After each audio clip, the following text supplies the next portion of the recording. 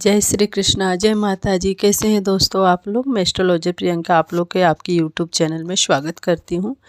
चलिए हम पुरुषोत्तम मास की व्रत कथा के ऊपर बात कर रहे हैं। मैं आपको पुरुषोत्तम मास की व्रत कथा सुनाने जा रही हूं, ध्यान से सुनिए। 19वां अध्याय।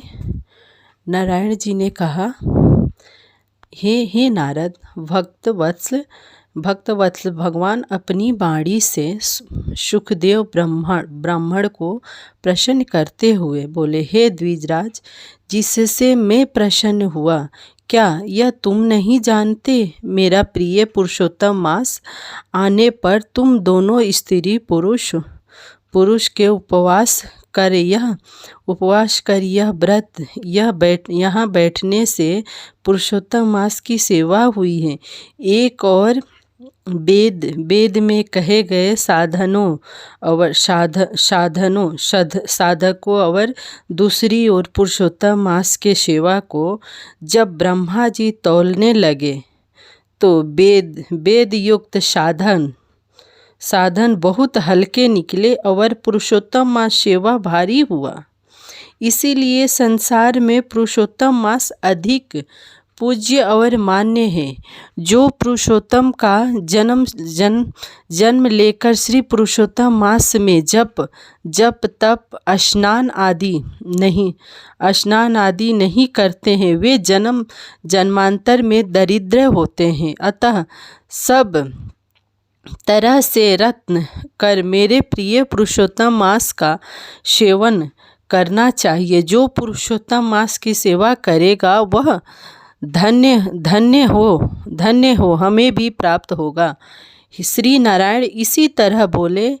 हे मुने जगदीश्वर, हरि भगवान तत्काल गरुड़ पर चढ़कर अंतर्ध्यान अत्यंत पवित्र बैकुंठ लोक को चले गए। स्त्री सहित सुखदेव ब्राह्मण मृत प्रायः होकर फिर जीवित हो गए और सुखदेव को देखकर रात दिन अत्यंत हर्षित होते रहे और कहने लगे कि यह अत्यंत आश्चर्य की बात है कि ऐसा मास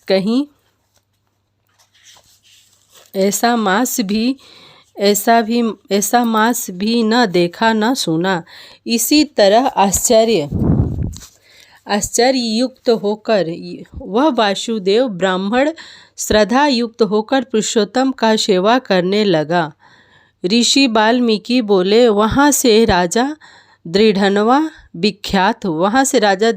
विख्यात हुए। हे राजन, पुरुषोत्तम मास के सेवा से संपूर्ण रिद्धियों के भोगने वाले हुए।